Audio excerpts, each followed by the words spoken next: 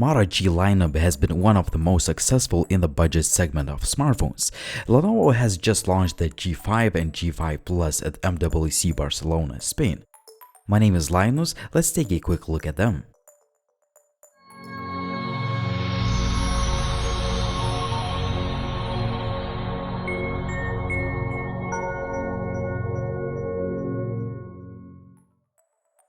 Although the design has changed a little, you can clearly see that the phones follow Motorola's design language. The Moto G may feel a little bit plasticky compared to the G5 Plus since it uses more metal in the construction. Still, both phones look and feel substantial in the hand and comfortable to hold. In addition, the G5 Plus is a tad bigger since it has a 5.2 inches 1080p display as opposed to the 5 inches screen found on the G5. Both panels are covered with a Gorilla Glass 3 for scratch resistance. Also, the G5 Plus has more sheer power as it uses a Snapdragon 625 chip in comparison to the 430 processor, which is used in the G5.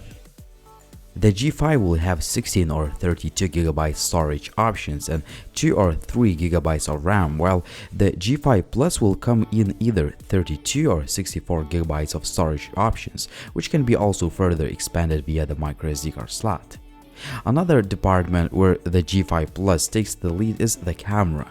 The phone uses a 12-megapixel shooter with a very bright f1.7 aperture lens, whereas the G5 has a 13-megapixel snapper with f2.0 lens. One of my favorite features on both phones is the software. Each device runs on the stock Android 7.0 out of the box with a few added features. For example, we have a few gesture controls that work just well. There is also support for the new Google Assistant, so you'll be able to send messages, make calls, navigate, manage everyday tasks and more just by holding the home button.